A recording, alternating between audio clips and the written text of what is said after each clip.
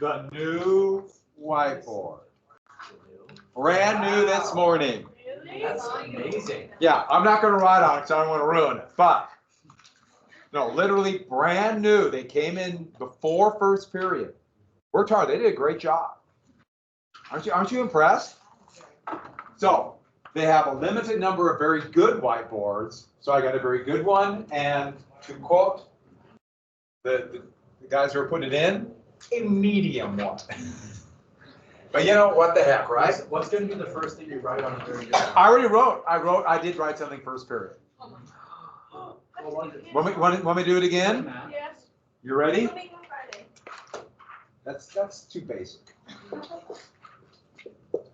Rat. What? Rat. You guys have been. Oh, one more thing we should write. They really liked the rug when they came in. And you got to agree, the rug ties the whole room together. Who agrees with me? Ties the whole room together. Now watch this. This is the amazing part. It erases. I can't even tell you what month. It's unreal. Now, what day is it today? Are you ready? Are you excited? You ready? Have you been waiting on? Who was able to sleep last night? Because I bet you're anticipating this. No! The battery's running out. Oh, there we go. Maybe the switch is breaking. If something happens to the flamingo, time for me to retire. It's all over. Okay, back to actual stuff we had. What was the plan to give economic aid to Western Europe, but also led to aid in Japan? Yeah, Marshall Plan. What was the anti-union law? Taft-Hartley, Passover, Truman's veto. And by the way, is Taft-Hartley, was that conservative economics or liberal economics? Yeah, trickle-down economics. Has anything else ever passed through a veto? Oh, there's been a bunch of them, yeah. But it's something that consequential is relatively rare. It's, usually, all it takes is the threat of the veto and usually just come through. So that's a good question, but it's rare. And where are we at here? Oh, we had that, and I'm forgetting something. My mom. Oh, what law would create the CIA, the NSA, and National Security Act, and created that shadow government? I think let's move on then. All right. So we got all the way through this. We got through executive order. Yeah, this was a big deal. Truman, a Southern Missouri Democrat who was always kind of considered a hack, and he's from Kansas City mob. He was kind of connected to him. It was just this interesting thing, but he believed Jim Crow had to go. So that became a plank. He demanded that on the Democratic platform. And what did Southerners do? They walked out. Southern Democrats left. This should remind you of something. The exact same thing happened in 1860. You remember 1860, those heady days of 1860. Stephen Douglas was going to get the nomination. Southern Democrats walked out and had their convention in Charleston, where Southern Democrats in 1948 did. Do you remember who they nominated in 1860? By being split, that would allow for Abraham Lincoln to be elected. Anybody remember?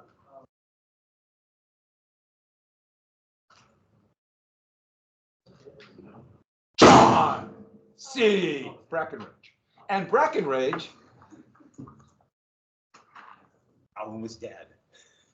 But Breckinridge, that allowed for Lincoln to win. So you can imagine what the Republicans are thinking. We got it. Truman is relatively unpopular, even though Democrats were not unpopular. Truman was. And so their convention, so they're split over civil rights.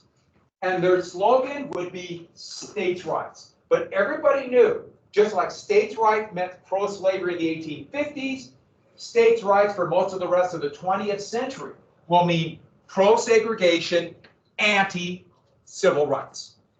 They called themselves the States' Rights Party, but everybody called them the Dixiecrats. That name might be familiar. Remember, right after the Civil War in presidential Reconstruction, that is what the first Confederate or the first former Confederate governments would be, and they basically just reestablished slavery with black codes. Their nominee would be Strom Thurmond, the segregationist, rabidly segregationist governor of South Carolina. And this was all done on the fly. And the Confederate battle flag, which represented, if you remember, the lost cause, that idea that Southerners were fighting a noble cause in the Civil War, not a fight for slavery, but a fight for freedom. Well, the Confederate battle flag represented the lost cause. After 1848, it became to represent pro-Jim Crow, anti-civil rights. So they dusted off the Confederate battle flag.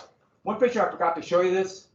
Oh, no, it's not here. But you can see the Confederate, or you can see the brand new flag of Mississippi. And they stuck the Confederate battle flag on there for one reason, Jim Crow. We are anti-civil rights. Tennessee changed their flag to kind of look like the Confederate battle flag they've kept at. South Carolina began to fly the Confederate battle flag over their state capital, which they would until 10 years ago. Now it's in a memorial nearby. And so there's Thurmond. Here is a quote from Thurmond. If there's any doubt what this campaign, what their ticket was, just read the quote.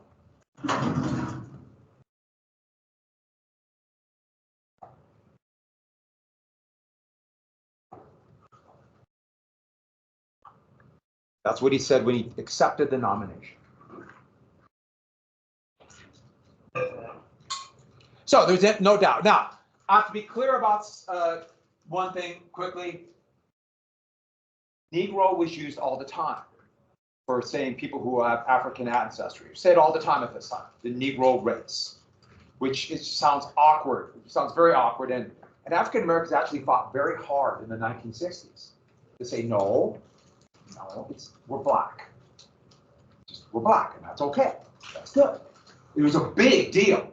And so he's probably saying Negro. But with the Southern accent, I purposely chose one that had it phonetically spelled. Because you could also see how, if you listen to this, it also could sound like another word. I think you all know what I'm referring to, right? And sometimes people get this confused because of the Southern accent, but they would just say it all the time, and some people might be saying another word that begins with an N. Here they are walking out to the Confederate battle flags, carrying a picture of Robert E. Lee, the commander of the Army of Northern Virginia. And so here's a couple signs, and they're attacking the people who might run against them, and I just find this slogan pretty hilarious. Harry, Henry, Dewey, Fooey. That's the kind of sloganeering we just have lost. It's an art that's gone. Fooey. Dewey would be the Republican nominee. And so now the Democrats are split. They are split. And they're going to split one more time. A progressive candidate will be picked. Now, the Progressive Party had been around, but they've always got since 1924, maybe 0.5% of the vote. But the very popular second vice president of Roosevelt, who was kind of removed in 44 because of the Southern Democratic pressure, was Henry Wallace. And he would run for president as the progressives, fighting for civil rights. And so now the kind of liberal left wing of the Democratic Party is split again. So now it's split three ways. This is a lot like 1860. And so here it's showing Truman trying to keep the Democrats together. And here's Thurmond and Wallace. Ha, he, ha's left, G is right if you're plowing.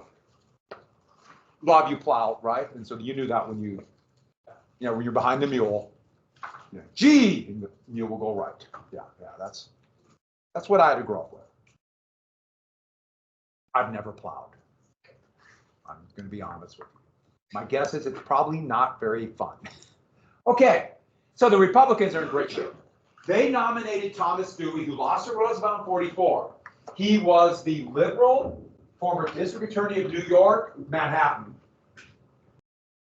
and attorney general of New York State. He was a liberal Republican. He accepted many of the tenets of the New Deal. And the growing conservative wing of the Republican Party were furious. They wanted their guy, they wanted Robert Taft, William Howard Taft's son from Ohio. But they picked him thinking that he is a moderate choice to take advantage of the Democrats being split. And there were polls. Remember I told you about the 36 poll that picked Landon over Roosevelt? Well, there were a couple of big polls by this new company called Gallup, which still does polling today. And they predicted a massive victory for Roosevelt, or for a massive victory for Dewey. And this cartoon is showing Dewey kind of bragging about this, saying what's the use of going through the election? There's no doubt he's going to win. Everybody thought Dewey would win. So he did the non-campaign. He didn't use, remember that term red baiting, attacking somebody for being pro-communist? He didn't do that. And a lot of people say he should do that because he's going to win. Also, they said he looked like the little man on a wedding cake. But he was famous for putting a bunch of gangsters, especially Lucky Luciano and other gangsters in New York City.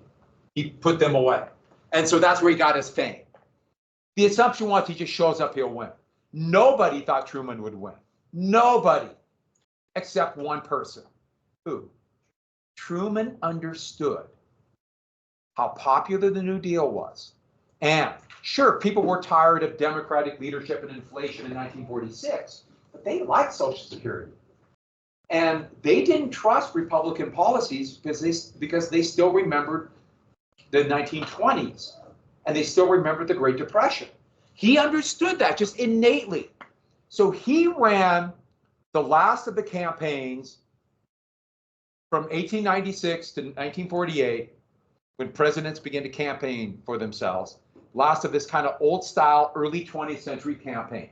He went by train in his train called the Ferdinand Magellan, it's a great name, as he rode around all over the country, including the United States. And he would just go town to town and give little speeches. Television was brand new, but not wide enough spread to make a difference in this one. In fact, both conventions were televised on TV, and that was like revolutionary. Within 4 years, it's going to be ubiquitous. And a little bit of radio, but he did these impromptu speeches, which he was great at. And he would just bitterly attack the Republicans. The Congress had passed almost nothing. In fact, in history, in modern history, that Republican controlled Congress passed the least amount of laws, second least most amount of laws in history. And so he said the do nothing Republican Congress. Remember, he's a Democrat attacking them. Anybody know the Congress has passed the least amount? The current one, yes. And he berated them and attacked them and said that they're malefactors of wealth, meaning these are crooked, wealthy people are going to come back and do the same thing they did in the 1920s. And if you elect them, they're going to get rid of your labor unions, your Social Security. And he would get them all fired up. And somebody, it's always a plan, would scream, "Give him hell, Harry." And he would say, "If you send me back, I will." And everybody would scream. It's clever old-time politicking. That TV would kind of change all of that. And it worked better than anybody expected. This was considered the greatest upset in presidential history until 2016. He won. A massive victory. Unprecedented. But not just him. The Democrats just swept both houses of Congress and most gubernatorial and the state houses. This was a sweeping victory. And think about it, the Democrats were split three ways. A lot of the Wallace's voters, and remember, he still got 1.157 million. A lot of them supported Wallace, but they realized if I vote for Wallace, that's helping Dewey. They voted for Truman. But look at one more thing. Look at the states Thurman won. And that will be noticed by what party? Republicans are going to notice this and realize if we shift our tactics, this whole area is up for grabs. By 1964, this will be known as the Southern Strategy, which we'll obviously get to next week. The Southern Strategy. And this will be a concerted effort to appeal to white Democrats, and the issue will be civil rights. Strom Thurmond will become the first major Democratic official, Democratic Party leader. He'd be elected to the Senate after this, to switch parties and become a Republican. He'll do that in 62. Yeah. Here's the numbers on the states. Those electoral votes. So back then Montana had 4, and then it went to 3 in 1990, and now we're back to 4. This election will be the first time we're at 4 since 1990. So, I'm sorry, since the 1988 election. Let's do the math. And this is the Southern strategy. So this will be a sweep, and it's going to be really effective. The Republican Party now is very much a Southern party. One more thing.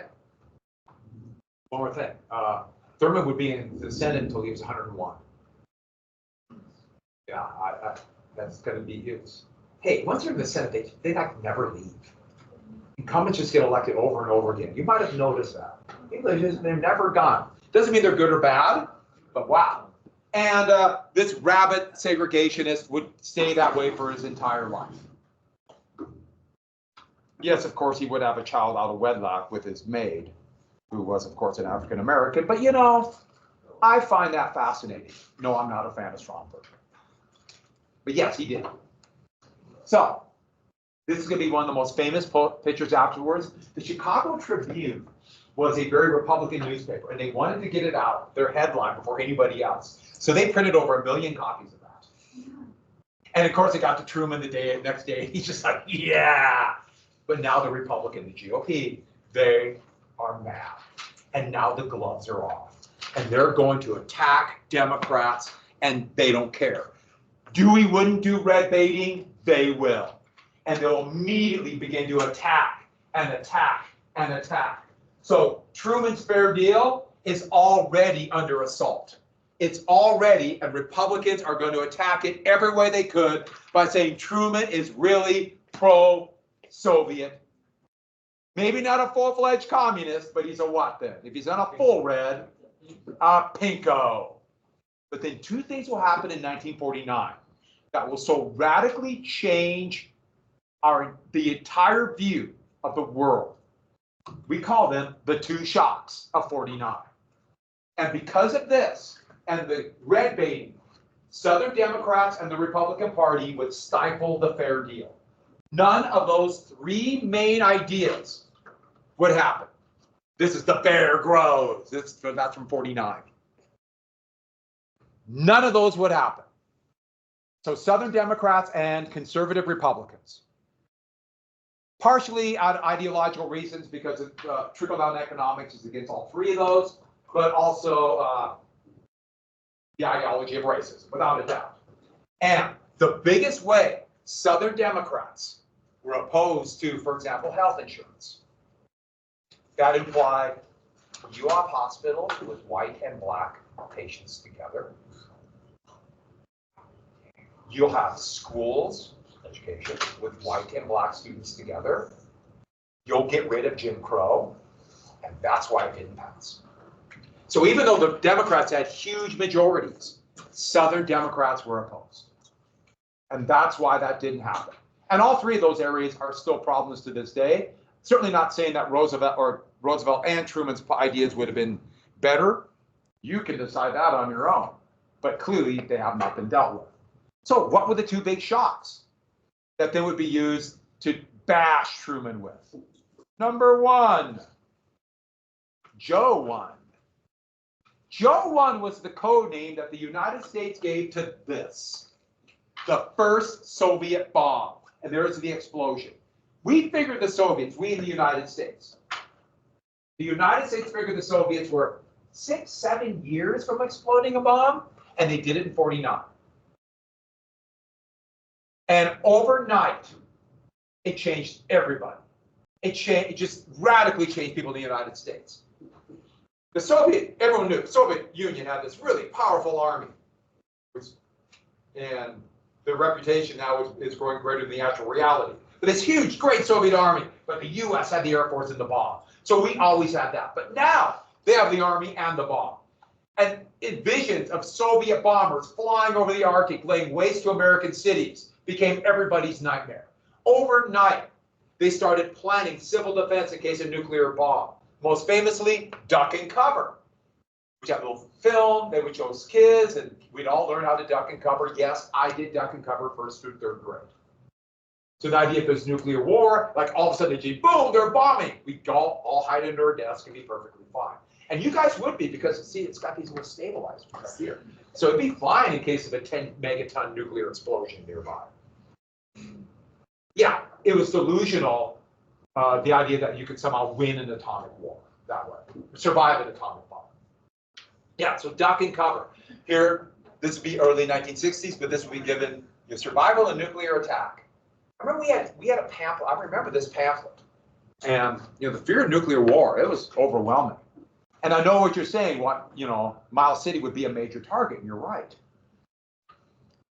Miles City was, though, potentially in a big fallout zone, because Great Falls and all the bomb silos would be, and so the fallout would go right over Miles City. Don't worry, we'd be in Helena. You would be perfectly fine, huddled down in the school. Overnight, the fear of nuclear war hit. Overnight. But there's something that even made it more sinister. What design is this bomb? The exact Trinity design. The exact. There were spies, and the U.S. knew it in 1949. There's a number of spies, but the one we need is Klaus Fuchs. Be careful spelling that name. Fuchs was a Bulgarian physicist. A Bulgarian physicist who was a communist. He fled fascist before World War II. Bulgaria was an ally of Nazi Germany most of the war. He went to Britain. He immigrated there, got British citizenship, and then the British farmed him out to the Americans to help build the American bomb. And he actually was in the process in 1949 of helping the British build their bomb. He was also a communist and determined to stop fascism. And the only way he thought fascism could be stopped is if Stalin had an atomic bomb. Because he believed fascism would always be a major threat in countries like the United States and Britain. So he was the worst type of spy. He believed what he was doing. He was a true believer. He's not doing it for money or personal gain. He did it because he sincerely believed we have to stop fascism. And fascism will probably take over the U.S., so Stalin needed the bomb. Well, the U.S. had broken the Soviet wartime code at the end of 48, 49. So the United States was reading all these messages that the Soviet Union was sending back during the war. Intelligence officers are reading this. It's called Project Verona. And they're reading through this, and they found his name over and over again. And they found encoded the plans for Trinity under his name. He blew it. And so Joe 1 happened, and it's like, oh, we have to arrest him. They told the British. The British were totally embarrassed. And they arrested him, tried him, and convicted him for espionage, and he got a 20-year sentence in a day and a half. The whole thing. That's how embarrassed they were. 20 years in prison. Yeah, espionage is fine. 20 years. And that's pretty common. That's actually a little high in peacetime. Peacetime usually is not that high.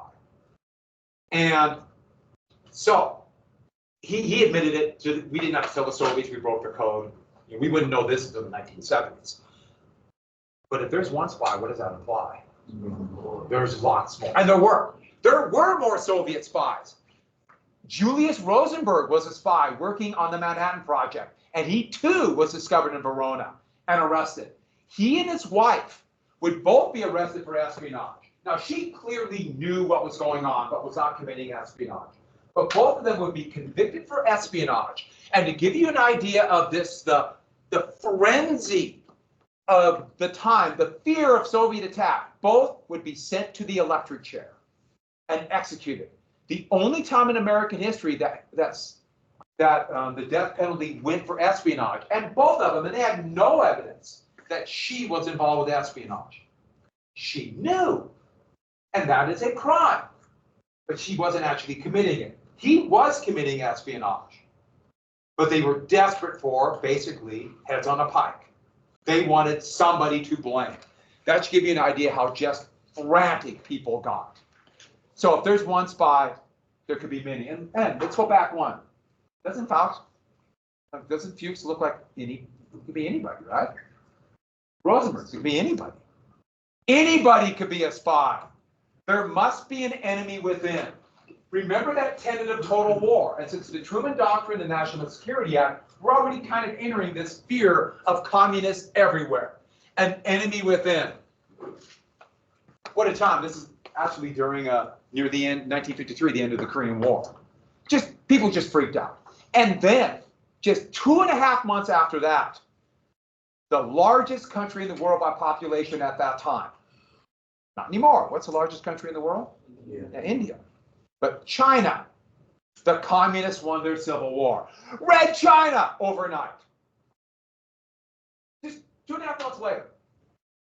And remember the Truman Doctrine where we have to stop communism everywhere? Jeez, China falls. What's that if one country falls? All. So think about it. China, South Korea,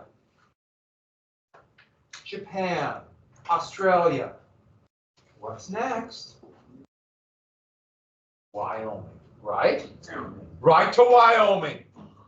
We'll be defending the shores of Wyoming.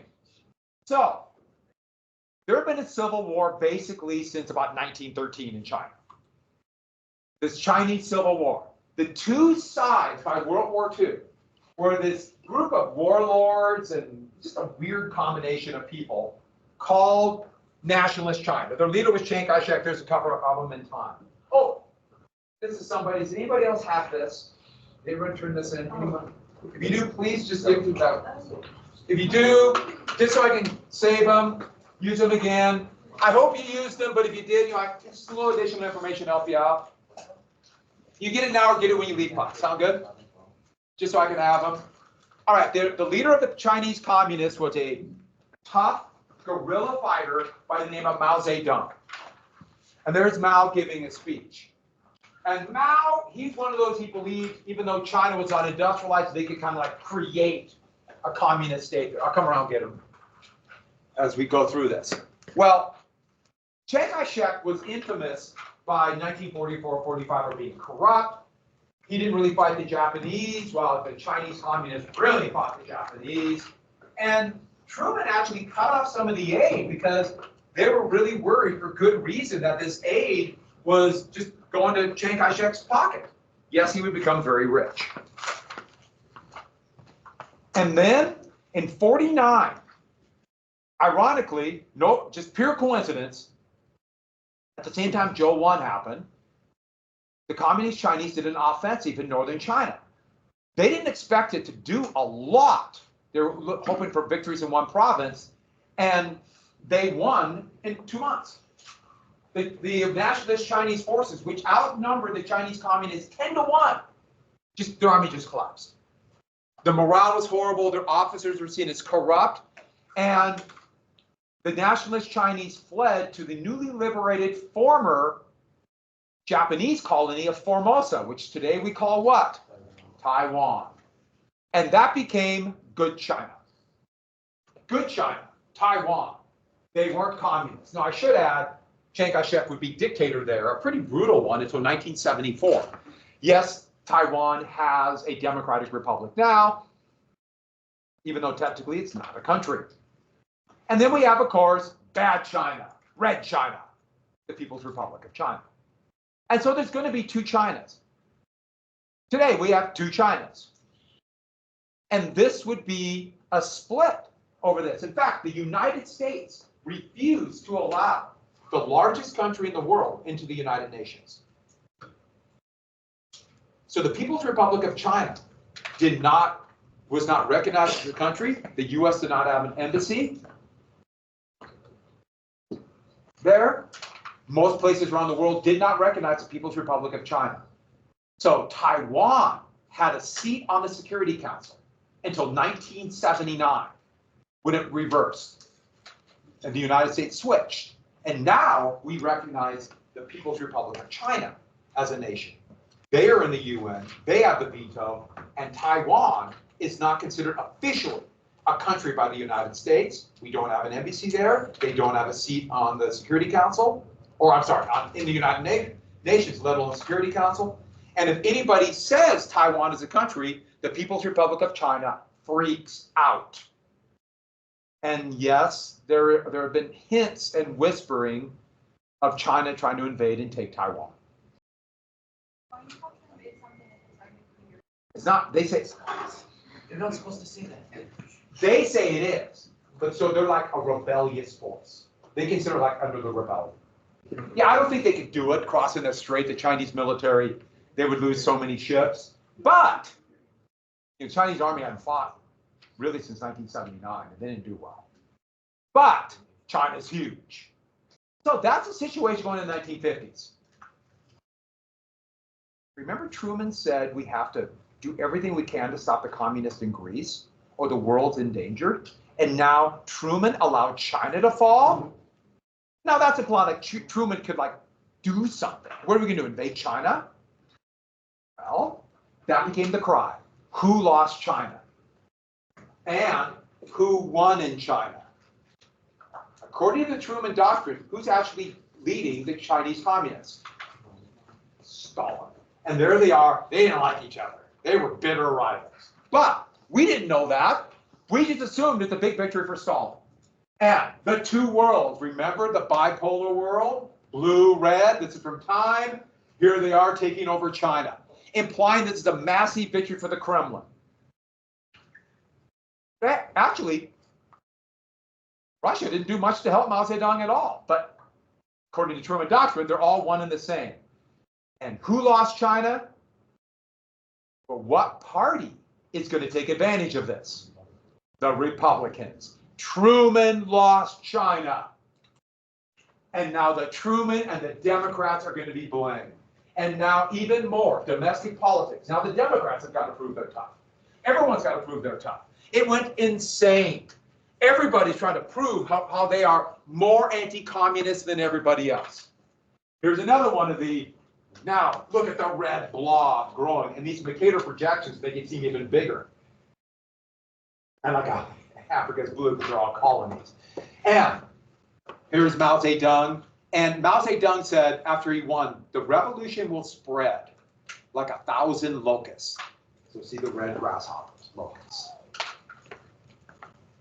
Now, of course, doesn't matter what Mao Zedong does in China, that has little effect any place else. But National Security Council Memo 68. Remember the Security Council created by the National Security Act. They wrote a memo for all the leading American foreign policy. And this statement would try to engineer foreign policy to a purely military role. We need a massive military buildup. We have to rebuild the Navy. We must expand the draft. We might even call back veterans who had been out of the Army since World War II. Call them back. Remember what I told you. You sign up for the armed forces. They have you for 8 years. You might get the GI Bill, but even if your hitch is done, you can still be called back to regular service for 8 years. And so, everybody's freaking out. So Republicans are going to take great advantage of this to attack Democrats. The House Un-American Activities Committee was created back in the 30s to stop fascists. But now they're going to go after communists. Democrats control the Congress, but they're afraid to stop Republicans from using this as a way to attack communists, when everyone knows they're attacking Democrats. And this was pure domestic politics, by trying to find ways to show that Democrats are soft on communism. They targeted many different things, members of the State Department, government officials, lots of college professors would be called in. But the big one they talked to, or they went after, well, here's one of the most famous actors in America at that time. Anyone know who that is? Good guess, but no. Humphrey Bogart. So a much bigger actor than Reagan. Reagan wasn't that big. Reagan's career was about done at that time. He just had finished starring in a movie with a chimpanzee called Bedtime for Bonzo. His career was about done. It's as bad as it sounds.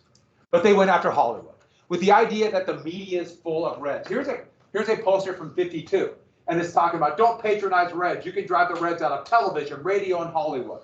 And to this day, this is a pretty common thing, that there's full of radicals. And there were some actors who toyed with socialism in the 1930s called fellow travelers. And they would be brought up to trial. Thousands would. Here are 3 famous actors. So there's Lauren Bacall, Humphrey Bogart, that's Danny Kaye. And they're watching other actors being grilled if they're communists. And when these actors, producers, screenwriters were called up, they were asked one simple thing. I'm sorry, two simple things. Have you ever been a member of the Communist Party? And of course, they're going to say no. Almost none of them were. And then they'll say, okay, if not, who is? Who? Names. They want names. And if you don't give names, you'd be put on a blacklist. And over 1,000 screenwriters, directors, and actors would be blacklisted and not work again until the 1960s, some never again. If you don't name names. Most name names. The most famous one who named names was Ronald Reagan. And Reagan named lots of names and offered to spy. And that's how he would become popular in the growing kind of anti-communist conservative wing of the Republican Party in the 1950s, and eventually run for governor of California in 1964. That would be the beginning of his political rise. Well, just 2 months later, or just a few months later after China fell, who is going? An unknown, drunken senator from Wisconsin would get up to give a speech. His name was Joe McCarthy. Joe McCarthy, and this is February 1950, gave this speech. I want to show you a little video clip. We'll see a little bit about it. But he gave this speech saying the government's full of communists. But Republicans, he was a Republican, quickly saw he's a great way to attack Democrats. And he would make completely unsubstantiated accusations. He never had any proof of that there were communists, especially people committing espionage. He just went after everybody. No proof at all. But all it took was an accusation and someone's career would be ruined. To be a ghostwriter would write this book for him, but this would become a bestseller about the threat of Soviet America. And here, all the accusations. And this was in a very effective way to attack Democrats. And he played on people's fears. We must be losing. Now, don't worry about this stuff. We'll come back to it. But everybody write down, he played on people's fears. He was a demagogue. That's what called a demagogue is. Played on people's fears. A demagogue. Don't worry about the stuff below it, because we're going to watch a small video clip from this great series of the 1950s called, it's called The 50s. It's a great series. We don't have time to watch the whole thing. But we're going to watch just a little bit of it. It's from a movie that you saw.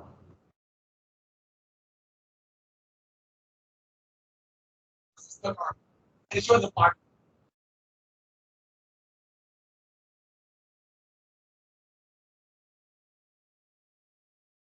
Yalta, remember that project like Munich?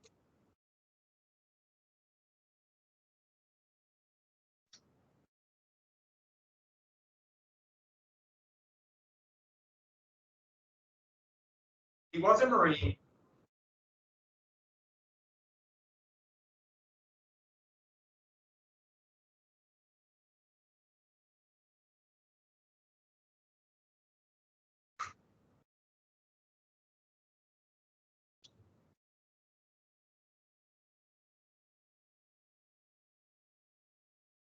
Kind of disheveled all the time. So he's just like one of us.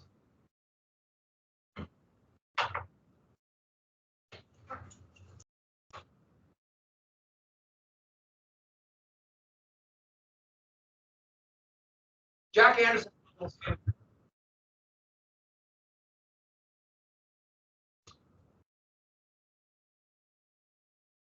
And that's saying a lot for the United States.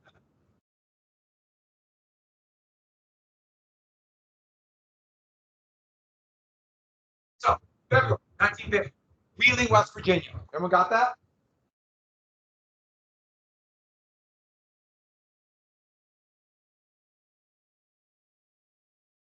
He stood up and said, I have in my hand, on this piece of paper, a list of 205 communists. So everyone got that? February 1950, Wheeling, West Virginia.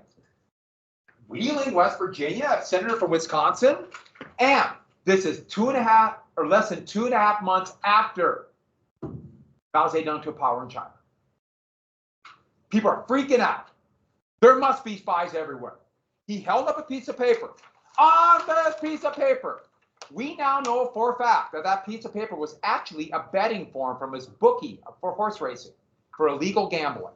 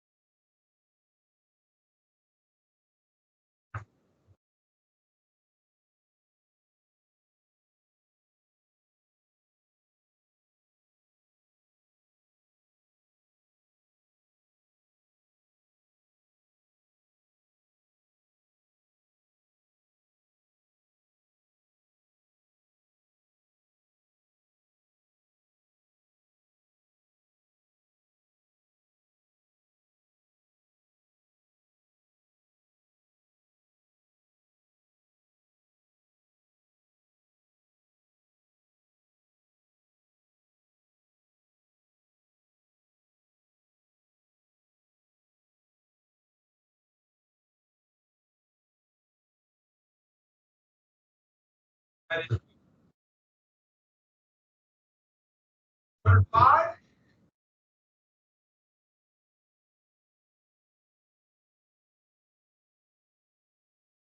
Hey, we're winning.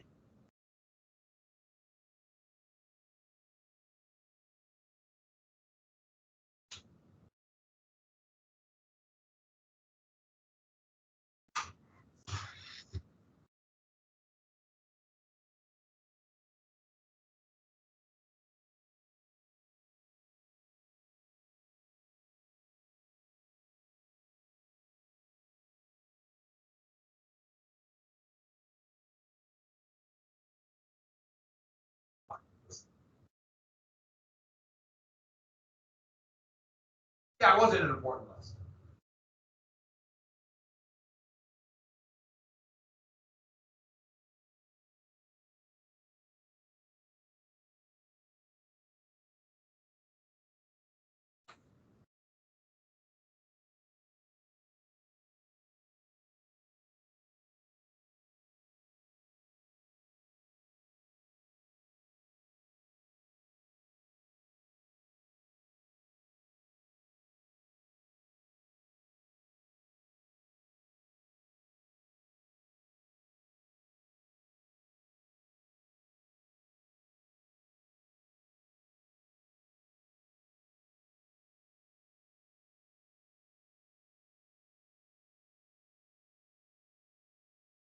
And ruined that man's life. They're getting autographs. Hollywood stuff. Oh, did he drink?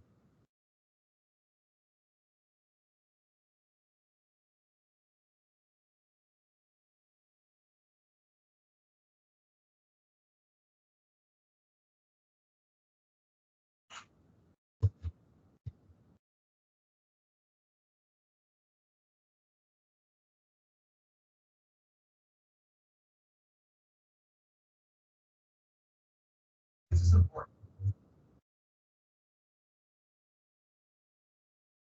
So if he said something, they would report it. And here's another one. This is big.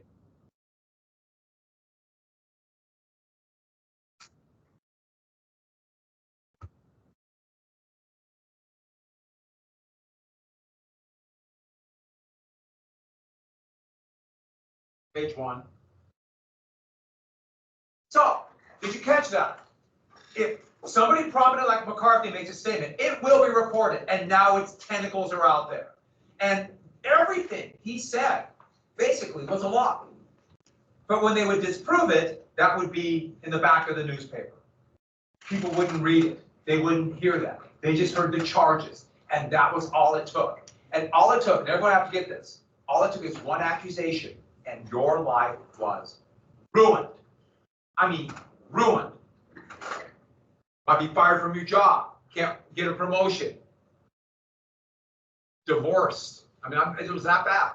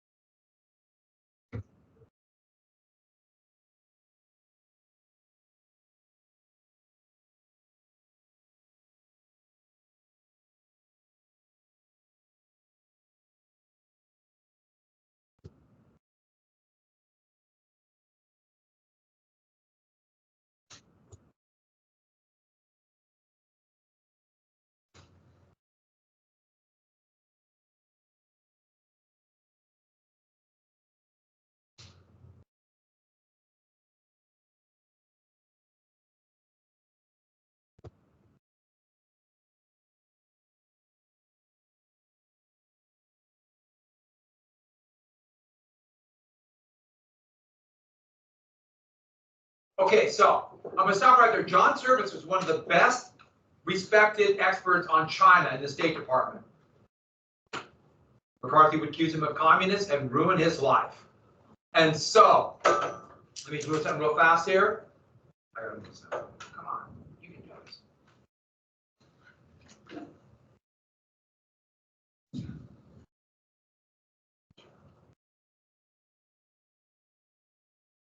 So, as we said, one would destroy a career. This swept the country, and everybody was living in total fear. And the targets were Democrats. They were Democrats. And those are the members of the State Department were Democrats. And they effectively just destroyed the Foreign Office. In fact, we had nobody who knew anything about China in the State Department because they were all afraid and they resigned or left. I'm sure we won't be going into a major ground war with China soon. Nah, that's not going to happen. It's going to be a disaster. And so McCarthy kept this going all through the 1952 election. But in 1952, a Republican will be elected. So in 1953, there's going to be a Republican president. But McCarthy, a Republican, didn't understand. Now, you're a Republican. Don't attack the Republican president. He kept attacking the Republican president. He didn't know what else to do. He attacked the army, and he didn't understand why all the people supported him. Wait, I know you wrote that stuff down, but make sure you got it. So, 53. And so 1954, with Democratic help now, because they hated McCarthy, the Senate censured him. So basically, formally punished him, and his era would end. He would die in 1957. From cirrhosis of the liver, meaning what? Yeah, his liver was something like 4 times the size of a regular liver. Boom. He drank himself to death. Yeah, I'm trying to figure out how that would work. Where would it go? It's displacement in the body. Yeah. It's nasty and it's ugly when it happens. It must have been, he must have been pained the whole time.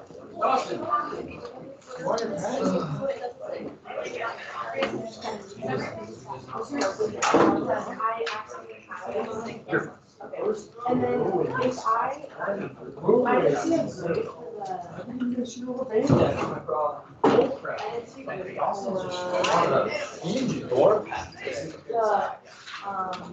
okay, What you gather from us? Yeah.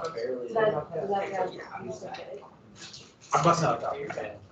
Okay, let me check again, because I know I did it. I have my DQ and then. Yeah, I know. Well, my- The outline, you got your documents? Yeah. Got, all right, good. I was also gonna say that you never put in the points for the Great Depression. Oh, In my points. Yeah, survey great impression. Oh, I just haven't put it. Okay, I was like, I just haven't put, I kind of wait on this to make sure I was something equal. So I'm kind of Yeah, waiting. it's You not got on it. here. I don't know why you spent all the people. Yeah, that's your point. There's a lot of components. I have this, and if you need to like do it, like. I know you. I might write my name. Wow.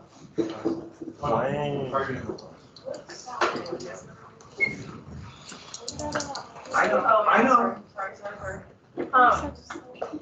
Do we have? 26 and 27. because I wanna go to technology. And Sometimes I come here too. During What? it will come out of your paycheck. Yeah. You'll spend. I do. See ya. Thanks, Mr. President. It's actually really bad. Well,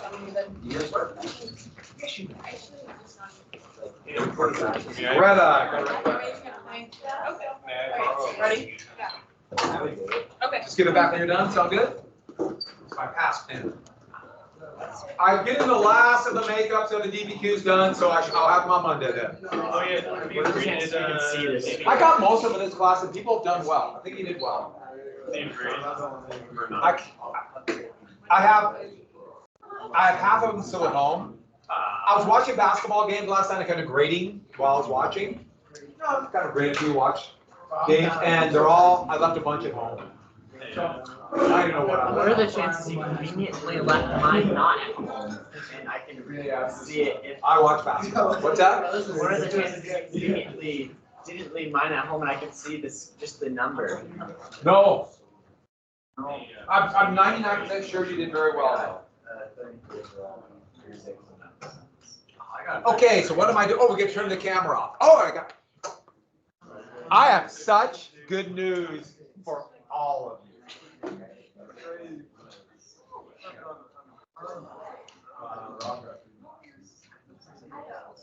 Math, I got 33, which is still decent. Oh, wait, we got half. Now I have.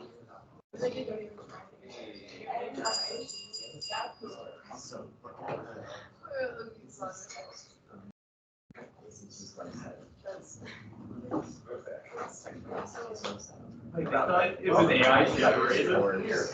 But what happens is I've used it for years, they just. Remember, 1 to 16. And so,